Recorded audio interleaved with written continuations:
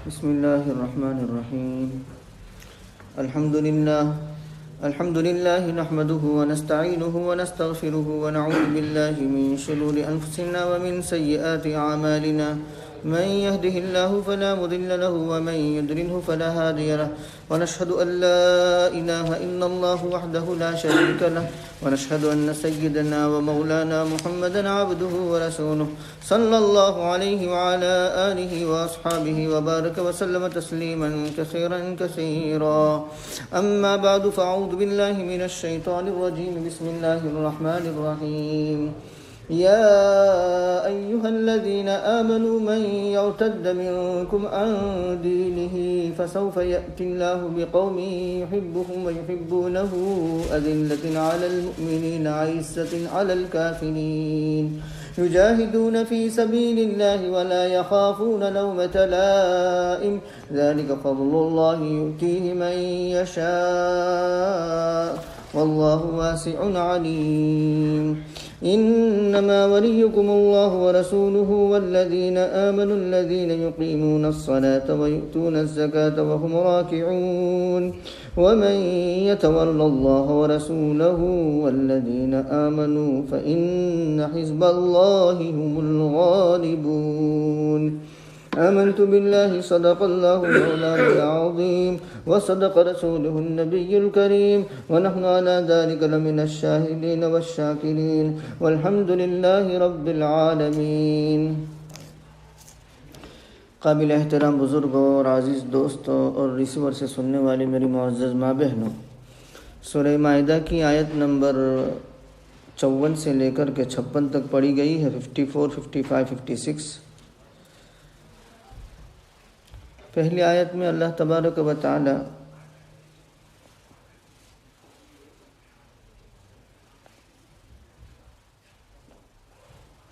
مسلمانوں کو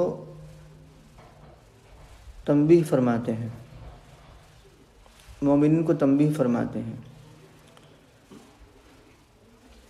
کہ یہ جو اسلام کی ترقی، اسلام کا پنپنا، اسلام کا پھلنا پھولنا پھیلنا، یہ مت خیال کرنا کہ یہ تم پر موقوف ہے کہ تم محنت کرتے ہو اس وجہ سے اسلام پھیل رہا ہے، ترقی کر رہا ہے، یا تمہاری وجہ سے شریعت کے احکام پر عمل ہو رہا ہے.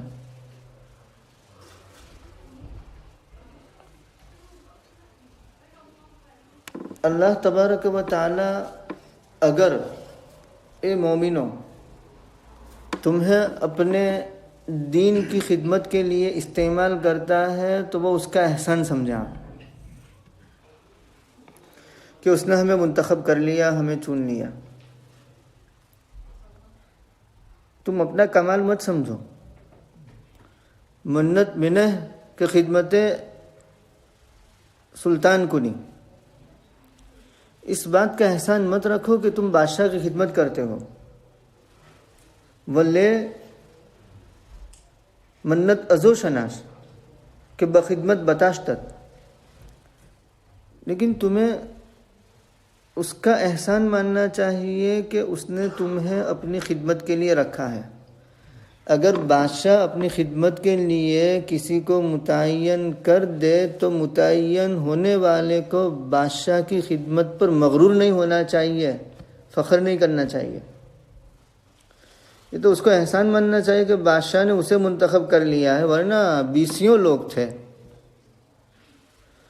تو اللہ تبارک و تعالی نے اسلام کی ترقی کے لیے، شریعت کے احکام پر عمل کرنے کے لیے، کروانے کے لیے اگر کسی کو منتخب کر لیا ہے تو وہ اس کو اپنا کمال نہ سمجھے. بہت سے لوگ تھے جن کو اللہ تبارک و تعالی منتخب کر سکتے تھے، لیکن اللہ نے تمہیں منتخب کر لیا تو ہمیں اس کا احسان ماننا چاہیے. یہ نہیں کہ ہم مغرور ہو جائیں اور فخر کریں کہ میرے دم پر یہ سب کچھ ہے، میرے دم کی وجہ سے اسلام ترقی کر رہا ہے، میرے دم کی وجہ سے یہ چل رہا ہے. نہیں، آپ کا کوئی کمال نہیں، ہمارا کوئی کمال نہیں، سب کچھ اللہ تبارک و تعالیٰ کا فضل ہے، اس کی توفیق ہے، اس کی عنایات ہے، ورنہ اللہ بے نیاز ہے، اللہ نہ میرا محتاج نہ آپ کا محتاج۔ دنیا میں بہت سے ایسے لوگ تھے کہ جو یوں سمجھتے تھے کہ میں ہوں تو یہ چل رہا ہے، وہ چلے گئے پھر بھی وہ چل رہا ہے، بلکہ اس سے بہتر طریقے سے چل رہا ہے ان کے جانے کے بعد۔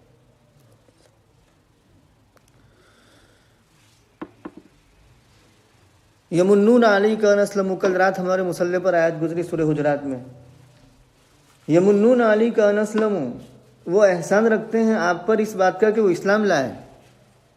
قل، کہہ دیجئے اے نبی صلی اللہ علیہ وسلم، لا تمنوا علی اسلامکم، تم مجھ پر اپنا اسلام مت جتلاؤ، احسان مت رکھو، ولکن اللہ یمن علی من یشاء، لیکن اللہ تبارک و تعالیٰ تم پر احسان فرماتا ہے جس پر چاہے احسان فرماتا ہے، اس کا احسان مانو۔ لولا اللہ ما اهتدینا ولا تصدقنا ولا صلینا، اگر اللہ نہ ہوتے تو نہ ہم ہدایت یافتہ ہوتے، نہ صدقہ کرتے، نہ خیرات کرتے۔ صحابہ فرماتے تھے، پڑھتے تھے یہ جنگ کے موقع پر کہ لولا اللہ ما اهتدینا ولا تصدقنا ولا صلینا وثبت الاقدام ان لاقینا، ان الاولی قد بغوا علینا اذا ارادوا فتنة ابینا ابینا ابینا ابینا، ابینا پر آواز کو بلند فرماتے تھے۔ اور قرآن میں بھی یہ مضمون آیا، وما كنا لنهتدی لولا ان هدانا اللہ، اگر ہم وما كنا لنهتدی لولا ان هدانا اللہ، اگر اللہ ہمیں ہدایت نہ دیتا تو ہم ہدایت یافتہ نہ ہوتے، اللہ رب العزت نے ہمیں ہدایت دی تو ہم ہدایت یافتہ ہیں۔ تو کہا کہ تمہیں اپنی جد و جہد پر، اپنی محنتوں پر، اپنی کوششوں اور کارروائیوں پر فخر کرنے کی کوئی تک نہیں بنتی، کیونکہ سب توفیق اللہ کی جانب سے ہے۔ اور تم یوں چاہتے ہو، اگر یہ سمجھتے ہو کہ میرے دم پر ہے اور میری وجہ سے یہ ہو رہا ہے، ہٹ جاؤ، مرتد ہو جائے کوئی۔ اللہ رب العزت ایسے لوگوں کو لائے گا جو تم سے بہتر ہوں گے۔ قرآن کریم کی وہ آخری آیت پڑھتے ہیں سورہ محمد کی تو رونگٹے کھڑے ہو جاتے ہیں، وَإِن تَتَوَلَّوْا يَسْتَبْدِلْ قَوْمًا غَيْرَكُمْ، اگر تم اعراض کرو گے اور روگردانی کرو گے تو یستبدل قوما غیرکم، اللہ رب العزت تمہاری جگہ پر دوسروں کو لے آئے گا بدلے میں۔ اور پھر آخر میں عجیب جملہ ارشاد فرمایا اللہ تبارک و تعالیٰ نے، ثم لا یکونوا امثالکم، وہ تمہاری طرح نہیں ہوں گے ناہنجار، وہ بڑے سلجھے ہوئے ہوں گے، وہ تمہارے جیسے نہیں ہوں گے۔ اور یہ مضمون دوسری جگہ پر بھی اللہ نے فرمایا، ان یشاء یذہبکم ایھا الناس ویأتی بآخرین، اگر اللہ چاہے تو تمہیں ختم کر دے اور دوسروں کو لے آئے۔ اور ایک تیسری جگہ پر بھی یہ مضمون ہے سورہ انعام کے اندر۔ تو بہرکیف اللہ تبارک و تعالیٰ فرماتے ہیں، اے ایمان والو، جو تم میں سے پھر جاوے اپنے دین سے، مرتد ہو گیا، دین چھوڑ گیا، ہٹ گیا، تو کیا اس کی وجہ سے اسلام کی شان میں کمی آ جائے گی؟ الوہیت میں کمی آ جائے گی؟ ربوبیت میں کمی آ جائے گی؟ اس کی شہنشاہیت میں کمی آ جائے گی؟ وہ تو وراء الورا ہے، وہ ہماری عبادتوں کا محتاج نہیں۔ اگلے پچھلے انس جن سارے کے سارے ابو بکر صدیق رضی اللہ تعالیٰ عنہ جیسے متقی پرہیزگار بن جائے، تب بھی اللہ کی الوہیت میں، اس کی ملوکیت میں، اس کی شہنشاہیت میں ذرہ برابر اضافہ ہونے والا نہیں ہے۔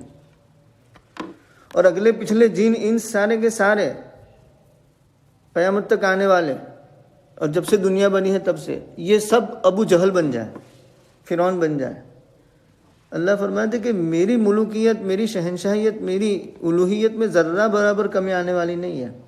اللہ ایسے وراء الورا ہے۔ لو ان اولکم وآخرکم وانسکم وجنکم کانوا علی اتقى قلب رجل واحد منکم ما زاد ذلك فی ملک شیئا ولو ان اولکم وآخرکم وانسکم وجنکم کانوا علی افجر قلب رجل واحد منکم ما نقص ذلك من ملک شیئا۔ اللہ تو ایسے ہیں۔ تو کہا کہ جو تم میں سے پھر جائے اپنے دین سے تو عنقریب اللہ لے آئے گا ایسے لوگوں کو. کیسے لوگ ہوں گے؟ ان کی صفات بیان کی. نمبر 1 یحبکم ویحبونہ، یہ پہلی صفت تمہارے بدلے میں جن کو لے آئے گا ان کی، کہ وہ اللہ سے محبت کریں گے اور اللہ ان سے محبت کریں گے. وہ اللہ کو پسند کریں گے، اللہ ان کو پسند کریں گے. یہ پہلی صفت. اور حقیقت میں مومنین کا اصلی وصف یہی ہے جس کو سورہ بقرہ میں اللہ نے تعبیر فرمایا والذین آمنوا اشد حبا للہ. وہ لوگ جو ایمان لے آئے وہ اللہ سے سب سے شدید، سب سے زیادہ محبت کرنے والے ہوتے ہیں. قل ان کنتم تحبون اللہ فاتبعونی یحببکم اللہ. کہہ دیجئے اگر تم اللہ سے محبت کرتے ہو تو تم میرا اتباع کرو. نتیجہ کیا ہوگا؟ اللہ تمہیں اپنا محبوب بنا لے گا. تو ایسے لوگ اللہ لے آئیں گے جو اللہ سے محبت کریں گے اور اللہ ان سے محبت کرے گا. یہ پہلی صفت. اذلۃ علی المؤمنین، نرم مومنین پر. یہ دوسری صفت مومنین کی، جن کو ہمارے بدلے میں اللہ لے آئے گا. اگر روگردانی کریں گے تو ان کی دوسری صفت کیا بیان کی؟ کہ وہ نرم ہوں گے. مومنین کے ساتھ ان کا رویہ بہت نرم ہوگا، ان کا سلوک نرم ہوگا. اور یہی اوصاف سورہ فتح کے آخر میں صحابہ کی شان میں آئے ہیں. محمد الرسول اللہ، محمد اللہ کے رسول ہیں. والذین معہ اشداء علی الکفار، اور وہ لوگ جو آپ کے ساتھ ہیں وہ کفار پر شدید ہیں، زوراور ہیں، طاقتور ہیں. رحماء بینہم، یہ وصف بیان کیا صحابہ کے نام کا، کیا آپس میں نرم دل، آپس میں رحم دل. ہمارا معاملہ برعکس ہو گیا ہے. آپس میں دست گریباں ہوں گے تو دیکھنا، اور دوسرے کے سامنے بلی، وہاں ہتھیار ڈال دیں گے، ان کے سامنے بچ جائیں گے، اور اپنوں کے سامنے آستینیں چڑھا لیں گے، تن جائیں گے. الٹا ہو گیا. تو مومنین کی دوسری صفت کیا ہو گئی؟ کہ وہ مومنین کے ساتھ نرمی سے کے ساتھ پیش آنے والے، مومنین پر نرم، مہربان. عزت علی الکافرین، اور کافرین پر زوراور، زبردست.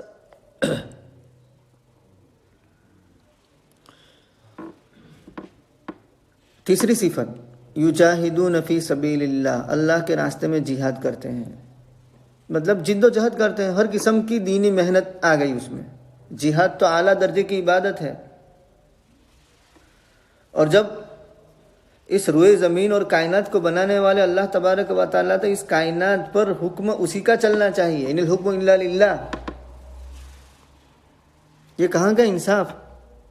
پیدا کرے وہ، کھلائے وہ، رزق وہ دے، سب کچھ وہ دے، اور کسی اور کو پوجا جائے. یہ بغاوت نہیں تو اور کیا ہے؟ تو ایسے باغیوں سے زمین کو صاف کرنا چاہیے. تو اعلیٰ درجے کا جہاد ہے اعلیٰ کریمت اللہ کے لیے.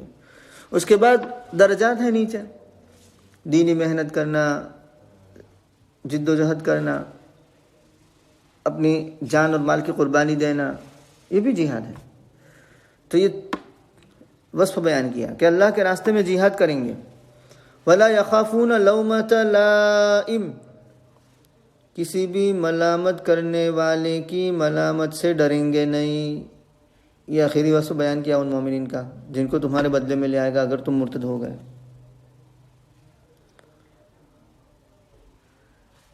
آج ہم میں سے کتنے لوگ ہیں جو شاعر اسلام کو صرف اس وجہ سے چھوڑ دیتے ہیں کہ لوگ کیا کہیں گے. داڑھی اس لیے نہیں رکھتے کہ لوگ کیا کہیں گے. کرتا پائجامہ اس لیے نہیں پہنتے کہ لوگ کیا کہیں گے. آدھی پنیلی پر پائجامہ اس لیے نہیں پہنتے کہ لوگ کیا کہیں گے. بلکہ اوپر کے درجے پر دیکھا جائے، اونچے درجے پر دیکھا جائے مسلم حکمران، تو ان کی دوستی ان لوگوں سے ہوتی ہے کافر ملک کے حکمرانوں سے، اور ان کو خوش کرنے کے لیے اپنے ملک میں شاعر اسلام کو اور شریعت محمدیہ کو بھی نافذ نہیں کرتے ان کو خوش رکھنے کے لیے.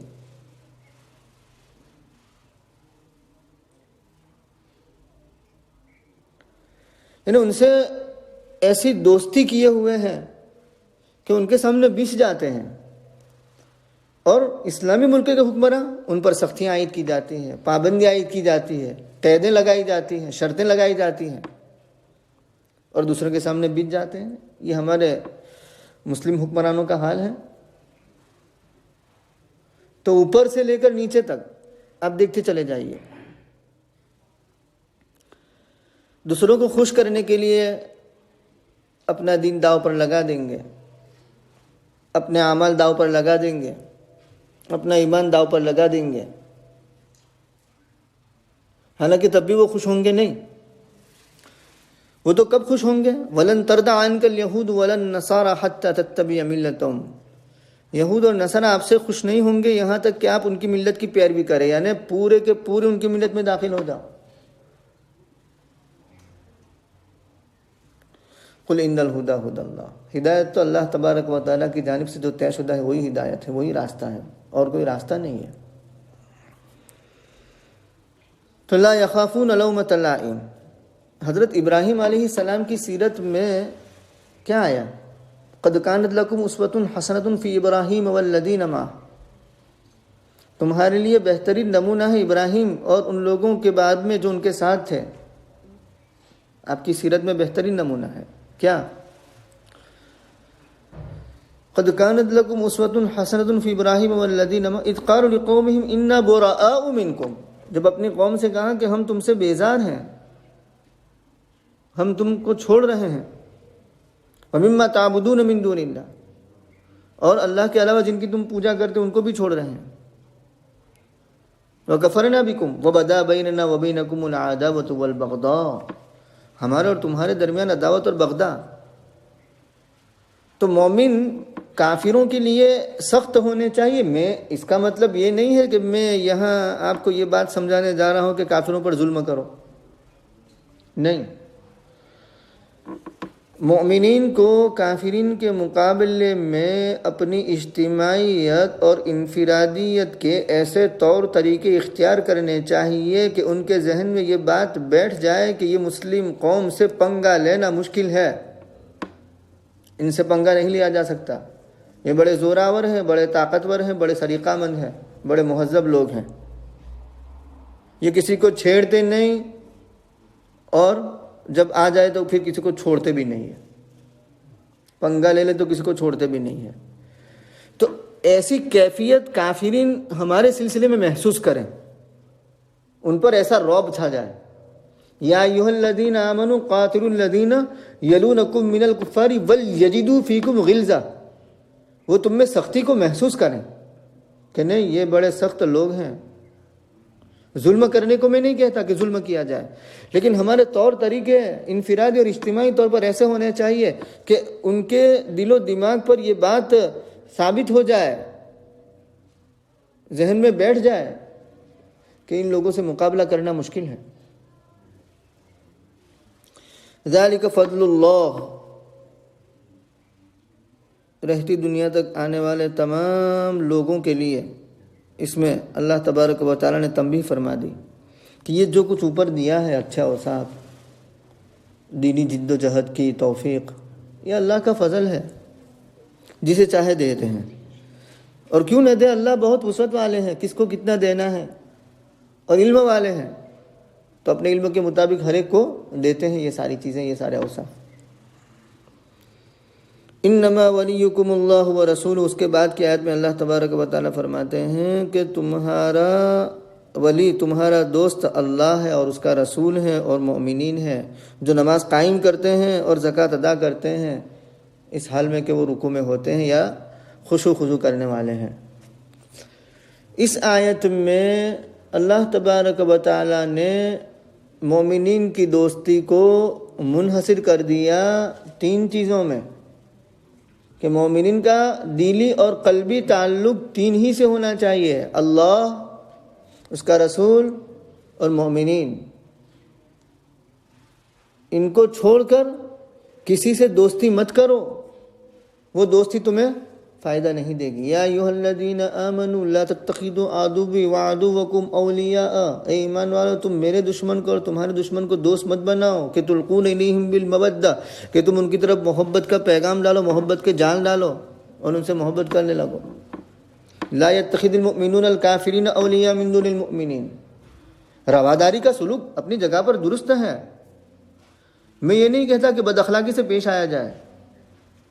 ایک مومن ہونے کی حیثیت سے ہم مسلمانوں کی ذمہ داری ہے کہ عام انسانوں کے ساتھ اچھے اخلاق سے پیش آئے، اور انسانیت کے ناطے اگر وہ ضرورت مند ہیں، محتاج ہیں، آپ ان کی مدد بھی کریں، لیکن ان کو خوش کرنے کے لیے اپنا دین داؤ پر لگا دیں، مداہنت یہ نہیں ہونا چاہیے، یہ پسندیدہ نہیں ہے۔ ورنہ عام انسانیت کے ساتھ اچھا سلوک اسلام کی تعلیم ہے۔ الخلق عیال اللہ فحب الخلق الی اللہ من احسن الی عیالہ، کہ مخلوق ساری کی ساری اللہ کا کنبہ ہے۔ میری باتوں کو غلط مت لے جانا، یک طرفہ بات نہیں کر رہا ہوں۔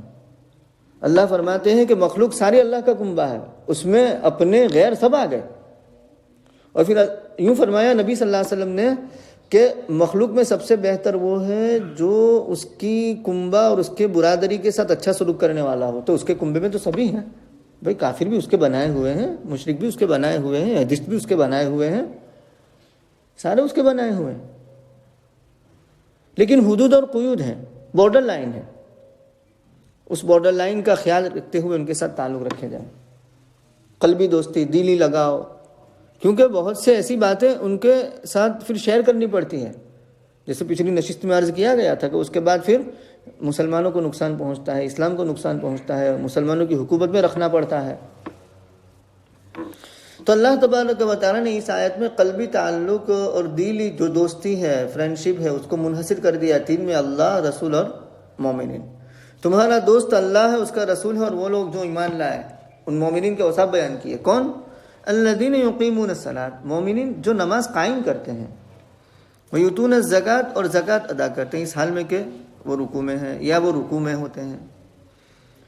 وہم راکعون کے مفسرین نے ایک تو عرفی معنی بیان کیے ہیں کہ رکوع، باقاعدہ رکوع، جو نماز میں رکوع آتا ہے وہ مراد ہے۔ اگر یہ لیا جائے تو علامہ بغوی رحمۃ اللہ علیہ نے معالم التنزیل میں اس سلسلے میں ایک شان نزول بیان فرمایا کہ حضرت علی رضی اللہ تعالیٰ عنہ نماز پڑھ رہے تھے، رکوع میں پہنچے اور ایک سائل آیا، سوال کیا، تو رکوع ہی کی حالت میں حضرت علی رضی اللہ تعالیٰ عنہ نے اپنی انگوٹھی نکال کر کے ڈال دی نیچے سائل کے لیے۔ تو گویا کہ حضرت علی کی شان میں آیت نازل ہوئی، ولیکن العبرۃ لعموم الالفاظ لا بخصوص سبب۔ یہ تفسیر کا مسلمہ اصول ہے کہ اعتبار عموم الفاظ کا ہوتا ہے، یعنی چاہے آیت کسی خاص سبب کے تحت نازل ہوئی ہو، لیکن اس میں جو الفاظ ہوتے ہیں وہ الفاظ کے عموم کا خیال کیا جاتا ہے، اور ان الفاظ کے عموم کو مد نظر رکھتے ہوئے جن کے اندر بھی یہ صفت پائی جائے گی ان پر یہ بات منطبق ہوگی اور ثابت ہوگی، وہ اس فضائل کے مستحق ہوں گے۔ امام ابو بکر جساس رحمۃ اللہ علیہ نے اس واقعے کی روشنی میں اور اس آیت کی روشنی میں دو باتیں بیان کی ہیں کہ دیکھیے، حضرت علی نے رکوع کی حالت میں اپنی انگوٹھی اتار کر کے دے دی، نیچے ڈال دی۔ اس سے معلوم ہوا کہ عمل قلیل سے نماز فاسد ہوتی نہیں ہے۔ عمل قلیل یعنی تھوڑا سا اگر حرکت کر لی تو اس سے نماز فاسد ہوتی نہیں۔ کبھی ایسا ہوتا ہے کہ یہ سجدے میں جانے والی سوئچ آف رہ جاتی ہے اور بڑا مجمع ہوتا ہے، اوپر بھی نیچے بھی، تو خیال ہوتا ہے کہ شاید اگر یہ آف رہ گئی تو اوپر آواز نہیں پہنچے گی، تو میں سجدے میں جاتے یا اٹھتے وقت اس کو آن کر دیتا ہوں۔ یہ عمل قلیل ہے، اس سے نماز فاسد ہوتی نہیں، کیونکہ میری دائیں جانب پڑتی ہے، پہلے یہ بائیں جانب میں ہوا کرتا تھا، کبھی بھول گئے تو ہم یہ ہاتھ استعمال کر لیتے تھے، الٹا ہاتھ۔ اب رائٹ سائڈ میں سوئچ ہے، تو ایک مرتبہ ایسا ہوا ہے جمعہ کے موقع پر یا کسی اور موقع پر، بہرکیف تو عمل قلیل سے نماز فاسد ہوتی نہیں ہے۔ اور دوسری بات، امام ابو بکر جساس رحمۃ اللہ علیہ نے احکام القرآن میں یہ لکھی کہ زکوٰۃ کا اطلاق جیسے فرض زکوٰۃ جو اسلام کا رکن ہے، نماز کے بعد اہم رکن ہے، اس پر اطلاق ہوتا ہے، ایسے ہی زکوٰۃ کا اطلاق نفلی صدقے پر بھی ہوتا ہے، کیونکہ یہاں حضرت علی رضی اللہ تعالیٰ عنہ نے جو انگوٹھی ڈالی وہ نفلی صدقہ ہے، وہ زکوٰۃ کی بات نہیں تھی۔ بھلا ایسی شخصیتوں سے زکوٰۃ روکے رکھے وہ کیسے تصور کیا جا سکتا ہے؟ تو اور اس کی تائید اس سے ہوتی ہے کہ سورہ روم کے اندر آیت آتی ہے وَمَا آتَيْتُم مِّن زَكَاةٍ تُرِيدُونَ وَجْهَ اللَّهِ، وہاں جمہور نے زکوٰۃ سے نفلی صدقہ مراد لیا ہے۔ تو زکوٰۃ کا اطلاق جیسے فرض پر ہوتا ہے ایسے ہی نفلی صدقے پر بھی اس کا اطلاق ہوتا ہے۔ تو یہاں وَيُؤْتُونَ الزَّكَاةَ، زکوٰۃ دیتے ہیں، تو ایک معنی تو یہ ہوا، اس کا معروف معنی جو رکوع کا ہے وہ مراد لیا گیا، اس صورت میں یہ آیت حضرت علی رضی اللہ تعالیٰ کی شان میں گویا نازل ہوئی۔ اور دوسرا معنی خشوع، خضوع، عاجزی، انکساری، فروتنی، وہم راکعون، اس حال میں کہ وہ عاجزی کرنے والے ہیں۔ یہ مومنین کا وصف بیان کیا، نماز قائم کرنے والے، زکوٰۃ دینے والے، عاجزی کرنے والے، یہ سب پر یہ اس کا اطلاق ہو سکتا ہے، یہ سب کے لیے گویا کی فضیلت ہے۔ اس کے برعکس آئندہ آیت میں وعید بیان کی جا رہی ہے کہ بھئی مومنین کی دوستی تو اللہ، رسول اور مومنین میں منحصر ہے، یہ تین سے قلبی تعلق اور قلبی لگاؤ ہونا چاہیے، لیکن اگر وَمَن يَتَوَلَّ اللَّهَ وَرَسُولَهُ، جو اللہ اور رسول سے محبت کرے گا، ان سے دوستی کرے گا، ہاں اس کا نتیجہ بیان کیا گیا ہے، جو اللہ اور اس کے رسول اور مومنین سے دوستی کرے گا تو سنو اللہ رب العزت ہی کا گروہ ہی غالب ہونے والا ہے۔ اس میں اشارہ ہے وہ عبداللہ ابن ابی ابن سلول، رئیس المنافقین، منافقین کا سردار، اس کی بات کی طرف کہ عبادہ ابن صامت رضی اللہ تعالیٰ نے تو یوں کہا تھا کہ میرے تو بہت سے دوست ہیں یہود، میں ان سے بیزاری کا اظہار کرتا ہوں، ان کو چھوڑتا ہوں۔ تو عبداللہ ابن ابی ابن سلول نے اس وقت یوں کہا تھا کہ ہم تو یہود جن سے دوستی ہے ان کو ترک نہیں کر سکتے، کیونکہ کل اٹھ کر آڑا وقت آ گیا، برا وقت آ گیا تو کام تو یہی لوگ آئیں گے، تو اگر ان سے دوستی ترک کر دیں گے تو کام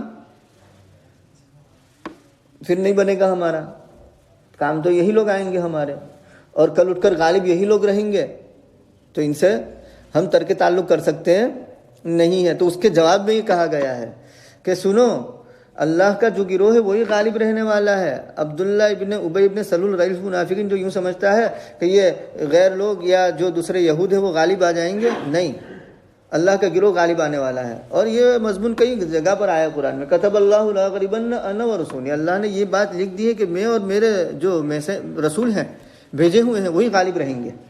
اللہ قوی ہے، زبردست ہے، غالب ہے۔ اور ایک جگہ پر اللہ نے فرمایا سورہ صافات کے آخر میں وَلَقَدْ سَبَقَتْ كَلِمَتُنَا لِعِبَادِنَا الْمُرْسَلِينَ، ہمارا کلمہ سبقت کر گیا ہے ہمارے بھیجے ہوئے بندوں کے لیے، إِنَّهُمْ لَهُمْ مَنْصُورُونَ، کہ وہی لوگ مدد کیے جائیں گے، وَإِنَّ جُنْدَنَا لَهُمُ الْغَالِبُونَ، اور ہمارا لشکر ہی غالب رہے گا۔ اور اس جگہ پر اللہ نے فرمایا وَكَانَ حَقًّا عَلَيْنَا نَصْرُ الْمُؤْمِنِينَ، ہم پر مومنین کی مدد کرنا یہ لازم ہے، ہمارے ذمے ہے۔ تو اس سے معلوم ہوا کہ انجام کار اور معال کے اعتبار سے، انجام کے اعتبار سے مومنین ہی غالب رہیں گے۔ ہاں وقتی طور، اس کا مطلب یہ نہیں ہے کہ مومن کو کبھی شکست ہوگی نہیں، ہوئی ہے، کبھی آزمائش کے طور پر شکست ہوئی ہے، اور کبھی اللہ کے اور رسول کے حکم کے مخالفت کی وجہ سے شکست ہوئی ہے۔